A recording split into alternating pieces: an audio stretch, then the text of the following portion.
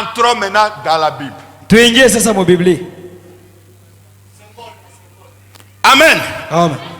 La Bible, Biblia c'est une parole yo ni neno écrite. yenye kuandikwa. Vous croyez avec moi? Munaamini pamoja na mie?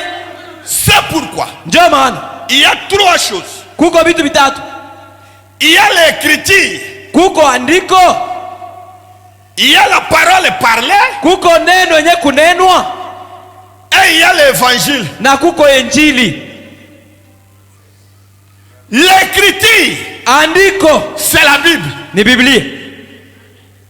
La parole parlée, Neno yenye kunenwa c'est la Bible interprétée. ni Biblia yenye kutafsiriwa.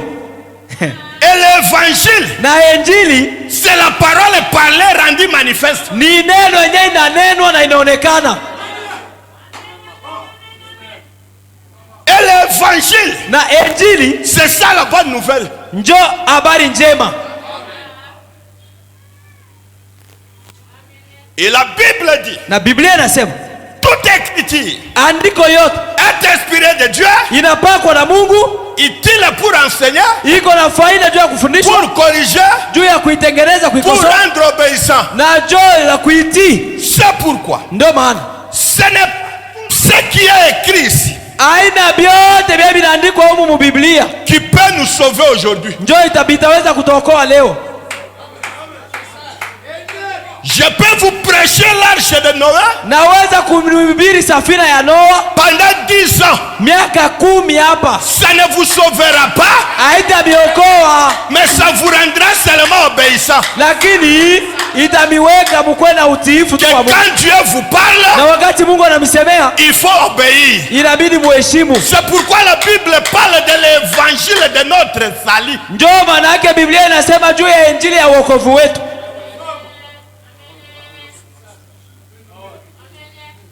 Tunasikilizana? Ndio. Mzuri sana. Alors, Sasa la parole écrite neno yenye kuandikwa clairement. wazi. Vous lisez dans 1 Timothée chapitre 2, Kama unasoma mu Timotheo wa kwanza sura ya pili verset 9. mstari wa 9 C'est écrit ici. inaandikwa hapa. Paul dit, Paulo anasema hivi, je ne permets pas à la sœur de mon église siruhusu kwa dada wa kanisa yangu mie Paulo de tresser.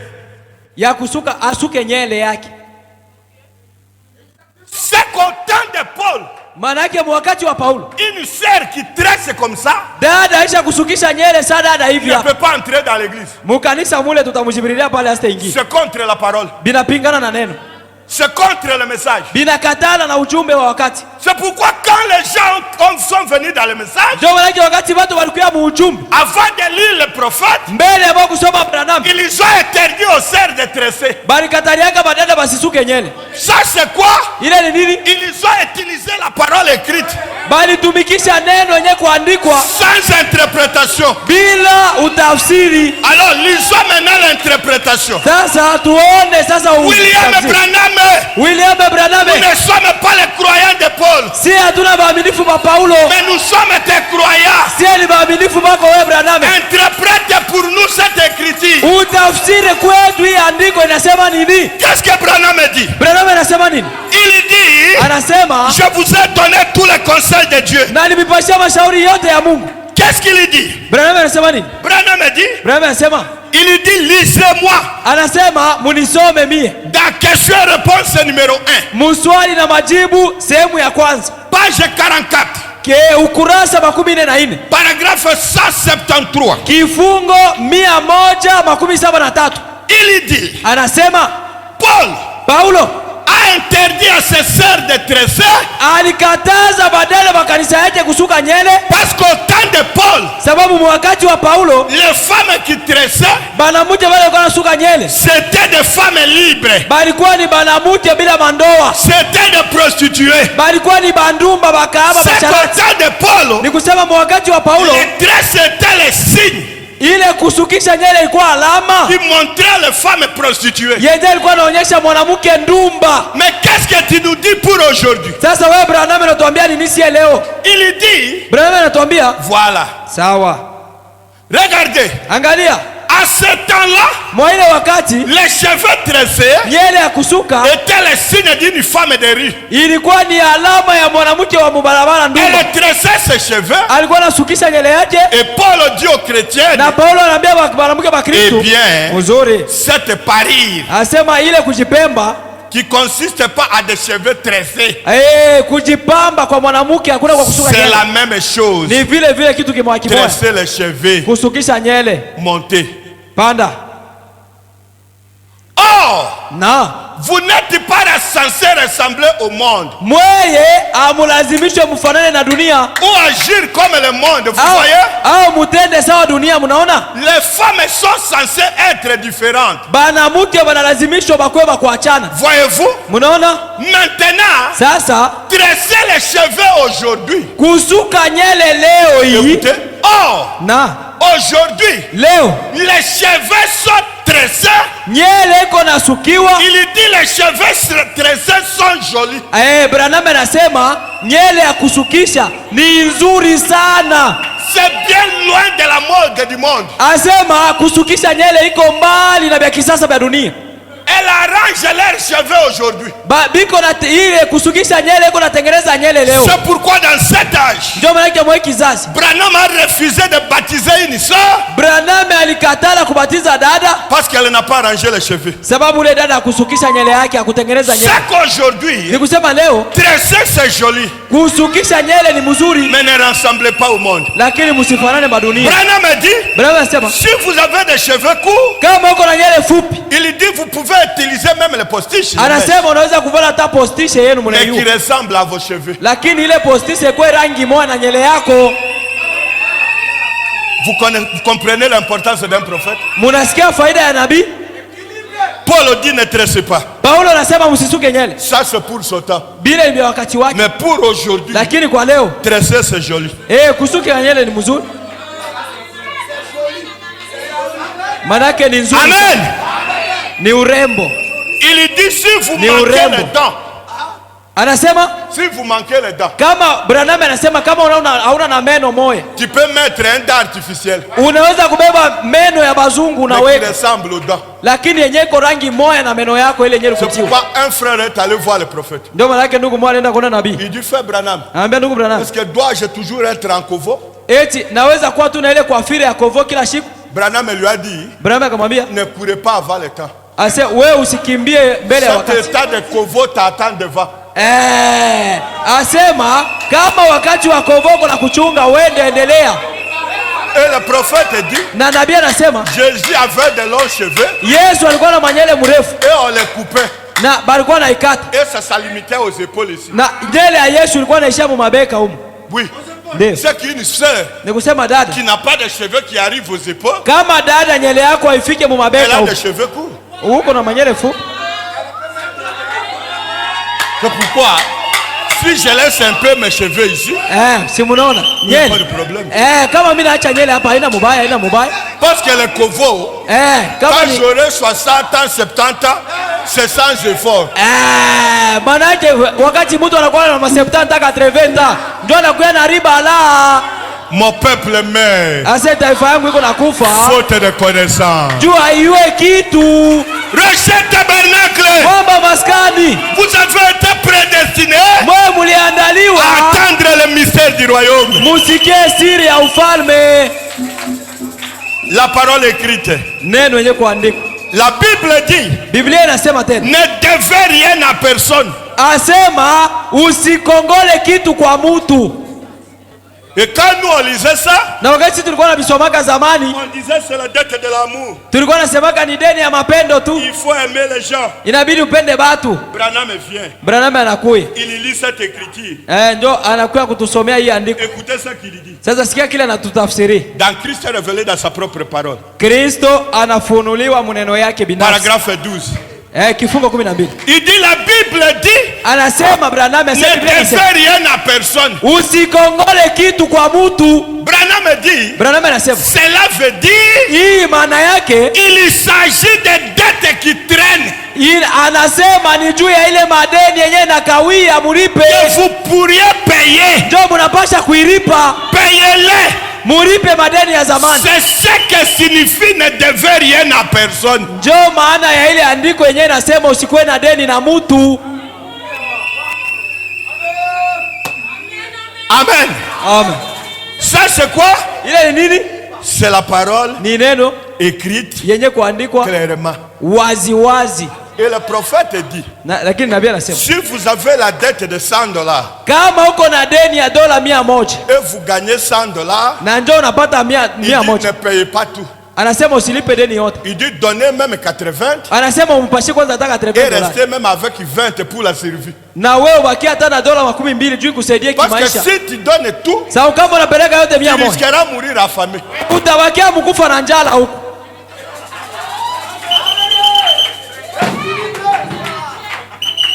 Amen. Amen.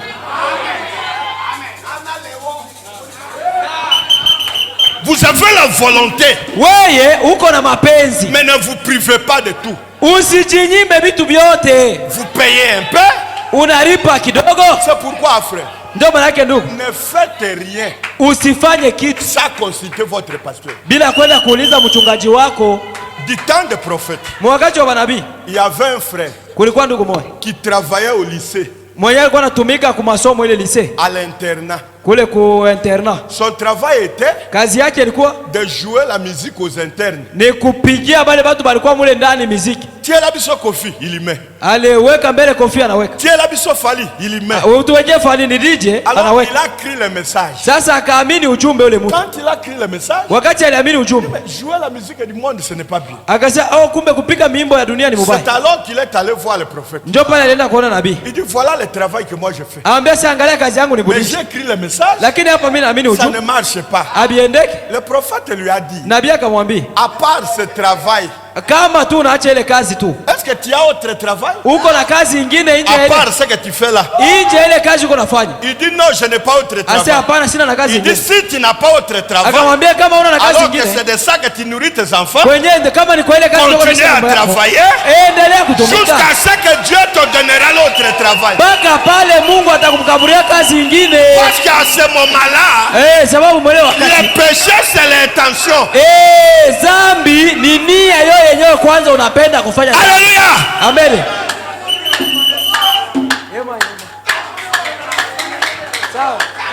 Je suis le fils du prophète.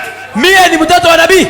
Si vous lisez le prophète, Kama uko nasoma nabii, vous verrez quelque part utaona fasi moja Branham déchirait le chèque. Branham alikuwa anapasula ile masheke ya On lui makuta. donne un chèque d'argent Banamupa sheke ya makuta et il déchire. na anaipasula. Et quelqu'un te donne aujourd'hui, Na mtu mmoja kupatia oh, leo, je suis le fils de Branham. mie ni mtoto wa Branham na mimi Tu naipasula. risqueras mourir pauvre. We, utakufa maskini. Branham déchirait le chèque. Branham alikuwa anapasula masheke. Écoutez-moi bien. Munisikie mzuri. Quel chèque il recevait? Ni sheke gani alikuwa anapokea? C'est un chèque d'un homme qui est conduit à lui donner. Ni sheke ya mtu mwenye anaongozwa amupe. Mais quand il prie pour vous, Wakati anakuombea, et après la prière, vous lui donnez un chèque, kisha maombi unamupa sheke, il déchirait ça. alikuwa anaipasula. De peur qu'il ne vende le don. Juu alikuwa anaogopa asiuzishe zawadi. C'est pourquoi il faut ramener tout dans la parole. Ndio maana yake kila kitu tukirudishe kuneno. Je suis le fils du prophète. Mie ni mtoto wa nabii. Je ne reçois pas le chèque. Mie sipokeake masheke, babangu alikuwa naipasula na mimi naipasula. C'est ton problème. Umashikini ni bwako. C'est ton problème. Ni mambo yako, utakufa maskini. C'est pourquoi Ndio maana il y a des gens qui ont compris mal même l'individu bizarre. kuko batu benye banisikia bibaya, hata batu tu ba ovyo ovyo Vous le baburebure. verrez en chemise sans coquage de babouche. Oh, je suis un individu bizarre. L'individu bizarre, ce n'est pas l'accoutrement.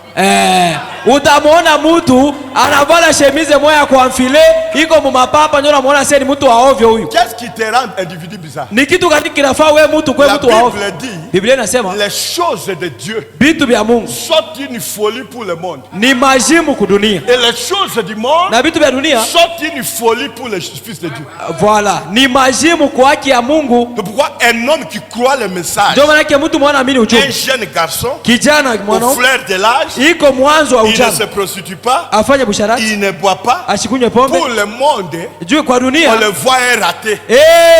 njo vile kudunia batakuona saa aweneane, Tu deviens bizarre. unakuwa mtu moya tu sawa burebure tu kudunia. Amen.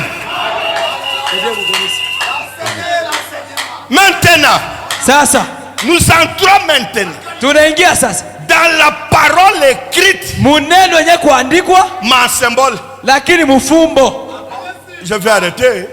Nataka kusimamisha. Hein, pasteur? Qu'on avance un peu. Maintenant, Sasa nous entrons dans la parole écrite, tunaingia muneno yenye kuandikwa ma symbole. lakini mumafumbo. Si vous lisez dans Genèse chapitre 2, Kama unasoma Mwanzo sura ya pili versets 8 et 9, mstari wa 8 na wa 9, vous lisez jusqu'à 17, unasoma 15 mpaka 17, vous verrez la Bible dit, utaona Biblia inasema il a placé dans les jardins aliweka mule mshamba ya Edeni des arbres, miti mbili, l'arbre de vie muti wa uzima et l'arbre de connaissance du bien et du mal. na muti wa kujua buzuri na bubaya. Est-ce que c'était des arbres? Eti ilikuwa ni miti mbili. Branham, Sasa il y a un symbole en Genèse. kuko kifumbo kimoja Mwanzo, Nous voyons des arbres. tunaona miti mbili. Branham dit, Branham anasema quand vous lisez la Bible, wakati uko nasoma Biblia, quand vous voyez on parle de fruits, wakati unaona banasema juu ya tunda, cela typifie un acte ile tunda inaonyesha ni matendo ou un enfant. au mtoto.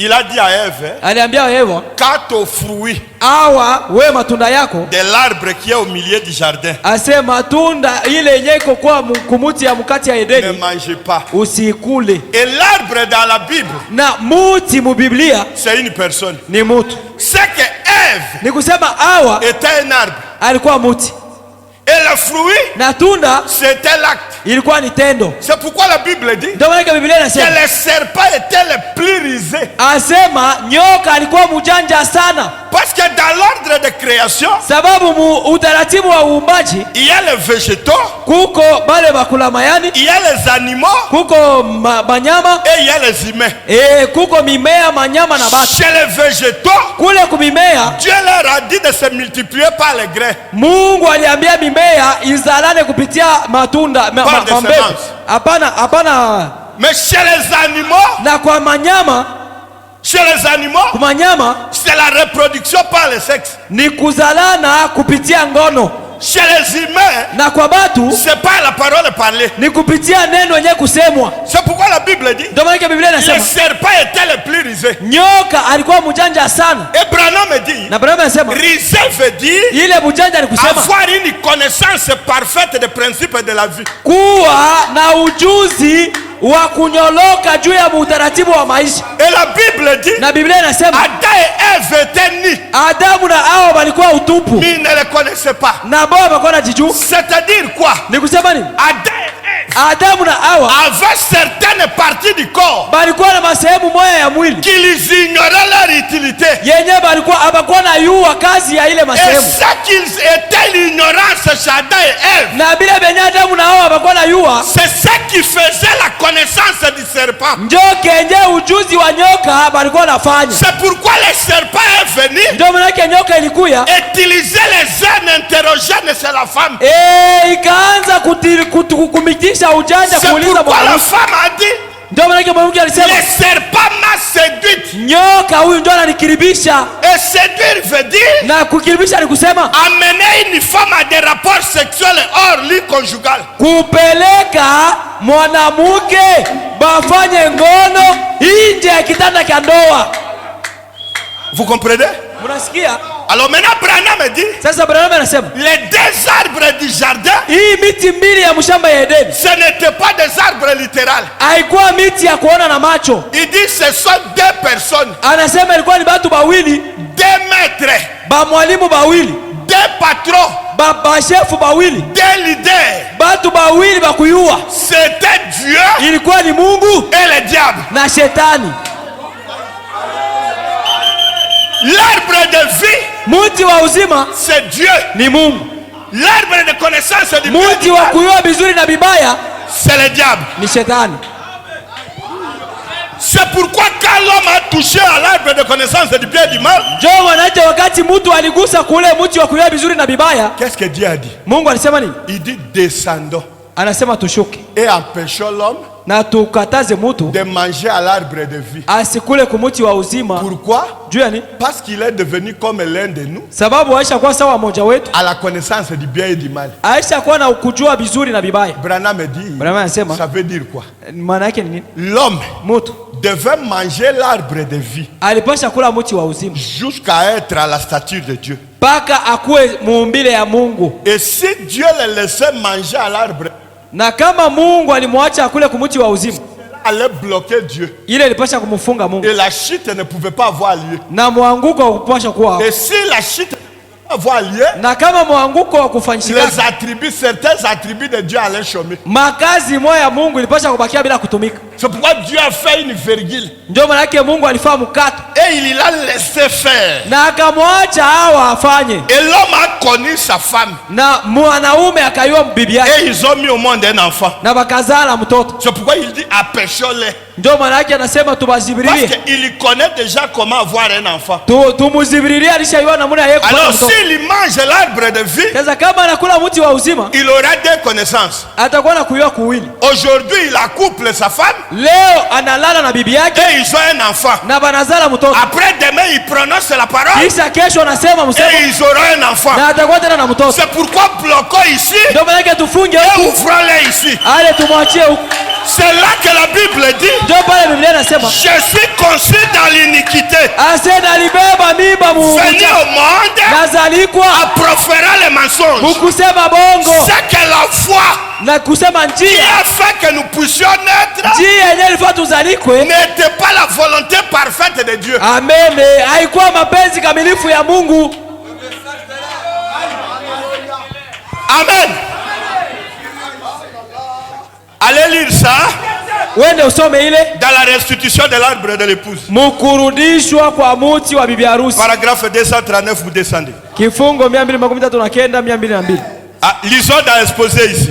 Tusome mkuwekwa kwa vizazi, Exposé page 94. kuwekwa kwa vizazi ukurasa 94. Si l'arbre de vie est une personne, Kama muti wa uzima ni mutu, l'arbre de la connaissance du bien et du mal aussi est une personne. muti wa kuyua vizuri na bibaya na yeye ni mutu. Il ne peut pas être.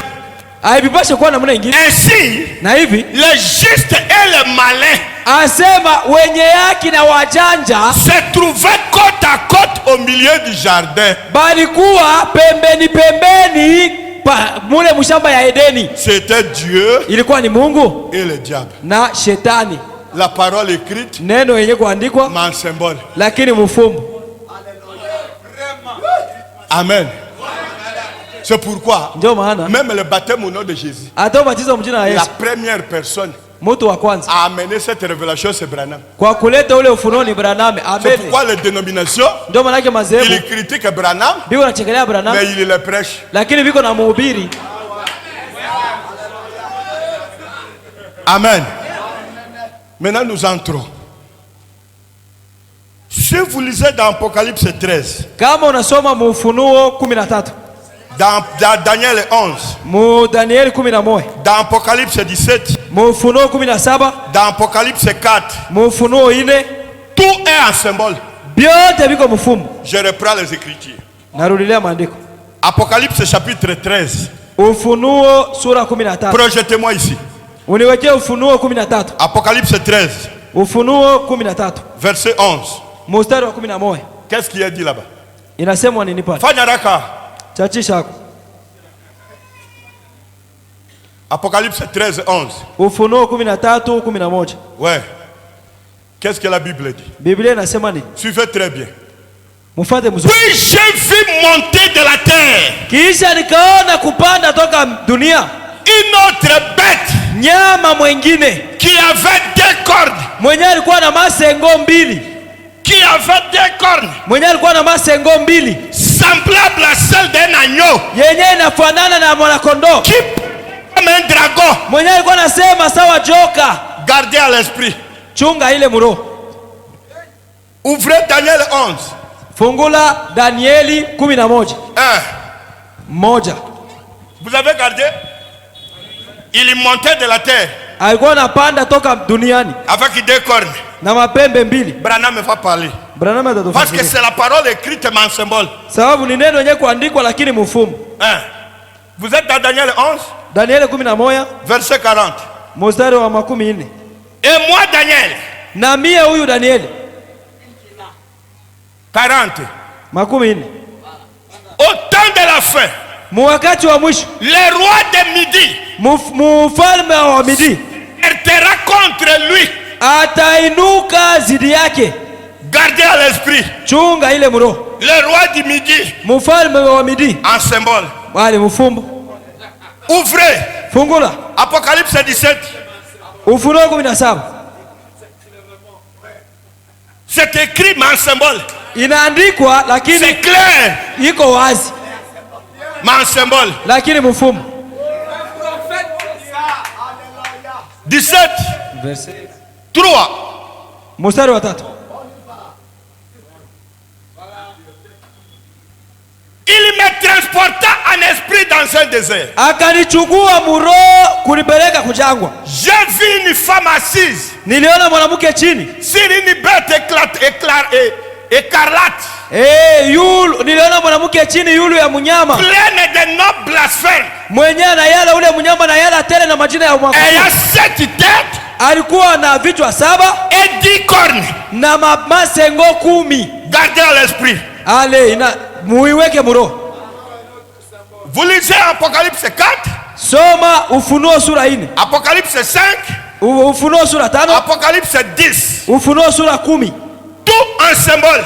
Biote ni mafumbo. Maintenant. Sasa. Quand le prophète regarde tous ces écrits en symbole, wakati nabii anaangalia hii maandiko yote ya mafumbo, il dit ceci. Anasema hivi. Il dit ces écrits-là. Anasema hii maandiko yote sont les 5 nations prophétiques. Asema ni mainchi 5 ya unabii. Qu'il faut surveiller. Yenye inapaswa tuichunguze. Qui sont ces nations? Ile mainchi ni mainchi gani?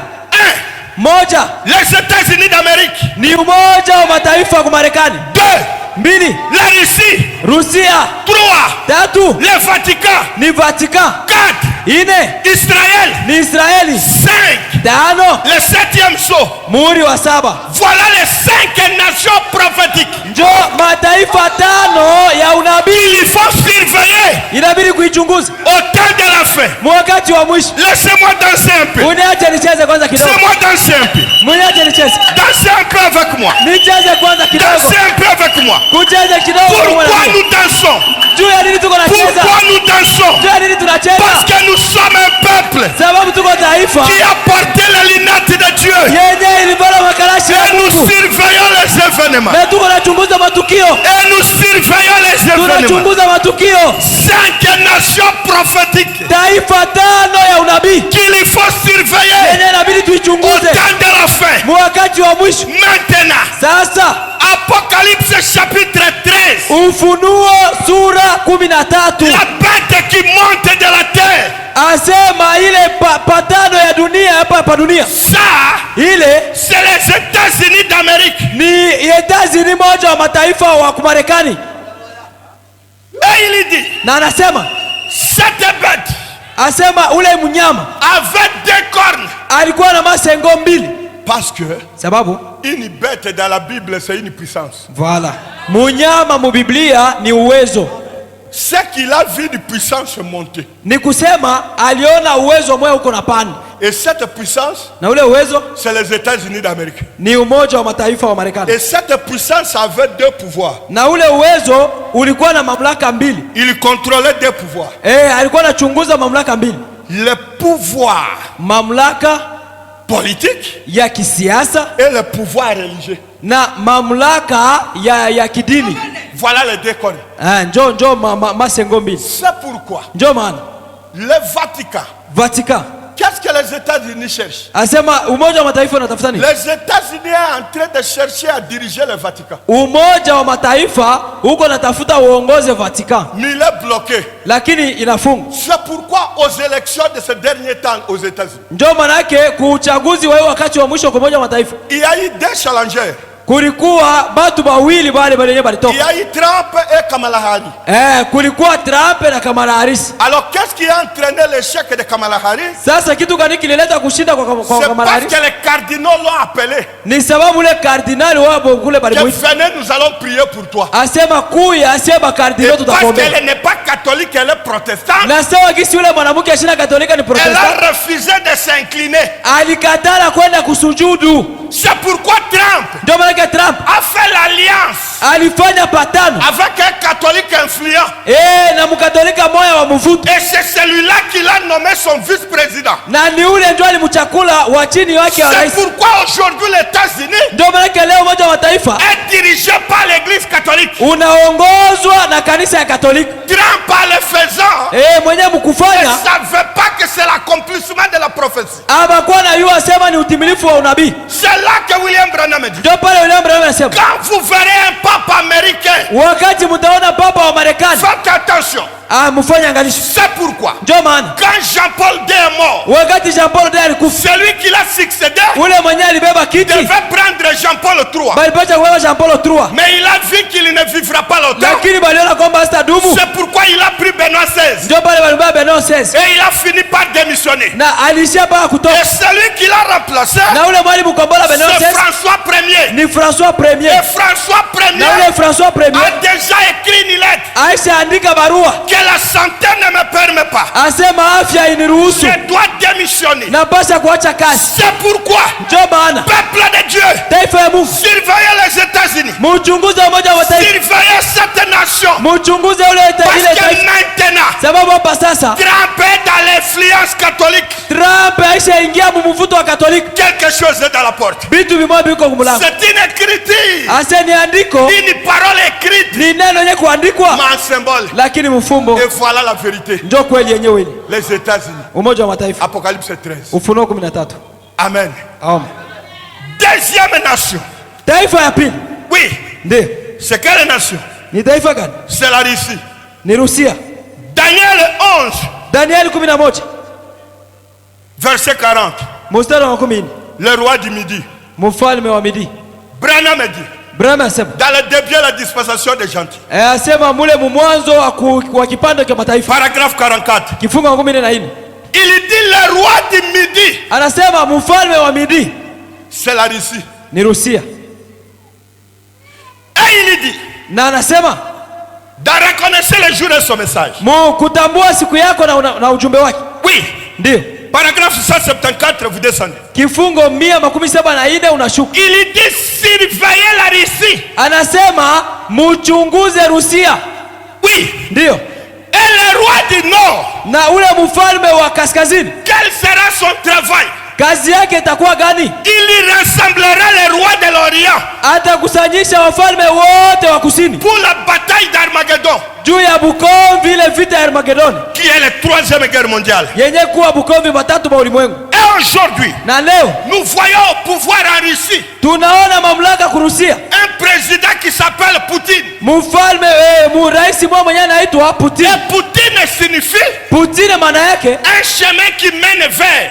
ni njia yenyewe inatupeleka kwa. Et il dit, Na anasema le roi du Midi, mfalme wa Midi qui est la Russie, mwenye kuwa Rusia fera l'alliance atafanya patano, avec le roi de l'Orient. atafanya patano na mfalme wa Et asubuhi. qu'est-ce qu'il y a dans l'Orient? Na kwa asubuhi kuko Il ni y a l'Iran, kuko Iran, il y a la Corée du Sud, kuko Korea du il Sud, y a la Chine. kuko China, Ils sont autour de la Russie. banatoka bote kurusia. C'est pourquoi faites attention à la guerre de l'Ukraine. Ndio manake Busopoke na Bukombe wa Parce que Ukraine. c'est une guerre qui a suscité un conflit. Sababu ni Bukombe munaleta Et mambo. Poutine, c'est le chemin qui mène vers. Na Putin ni njia nyeko natupeleka kuu. Parce qu'ils feront la guerre d'Armageddon. Sababu ataleta Bukombe wa Armageddon. C'est là que William Branham dit. Ndio kule William Branham anasema. Il dit la Russie a des armes plus que les États-Unis. Anasema Rusia iko na masilaha zaidi ya Umoja wa Mataifa. C'est pourquoi il y a des satans Ndio maana kuko basatande kuu. et des bombes et des bombes. Kuko mabomu na mabomu. C'est pourquoi vous voyez, Ndio maana mnaona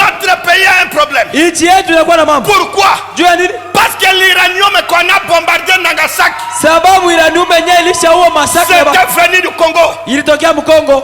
Oh Jésus. Oh Yesu. Oh Jésus. Oh Yesu. Surveillez la Russie. Mchunguze Rusia. Le roi du Nord. Mfalme Parce qu'il va Kazini. bombarder les États-Unis. Sababu yeye atavunja Umoja wa Mataifa. Le roi du Nord. Mfalme wa C'est une Kusini. parole écrite. Ni andiko yenyewe naandiko. Mais c'est bon. Lakini mfumbo. Et quand nous lisons Daniel 11, Na wakati tunasoma Danieli nous 11 voyons que c'est la Russie. tunaona kwamba ni Rusia. Quand nous lisons Apocalypse Wakati 13, tunasoma Ufunuo nous voyons 13 que c'est les États-Unis. tunaona ni Umoja wa Mataifa. Oui. Ndio. Apocalypse 17, 3. Ufunuo 17:3. C'est quelle nation? Ni taifa gani? C'est la bête qui monte de la mer. Ni ule munyama iko napanda ku bahari. C'est quelle nation? Ni taifa gani? C'est le Vatican. Ni Vatican. Elle était assise Alikuwa chini et elle avait 7 têtes na alikuwa na vichwa 7 et 10 cornes. na mapembe 10. Branham dit, Branham anasema c'est le Vatican. ni Vatican. Et il dit les 7 têtes Na anasema vichwa 7 sont les 7 montagnes qui entourent le Vatican. ni vile vilima 7 vinazungurukia Vatican. Et les 10 cornes, Na ile masengo 10 c'est quoi? ni nini? Ce sont les rois de la terre. Ni bafalme ba dunia. Et ce sont lesquels rois? Na ni bafalme gani? C'est l'Union européenne. Ni umoja wa Europe.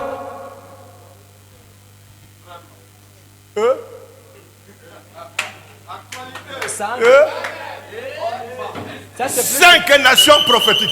asema mainchi 5 wala mainchi 5 ya unabii. C'est pourquoi le premier président du monde, Ndio maana yake rais wa kwanza wa dunia c'est le pape de Rome. ni papa wa Roma.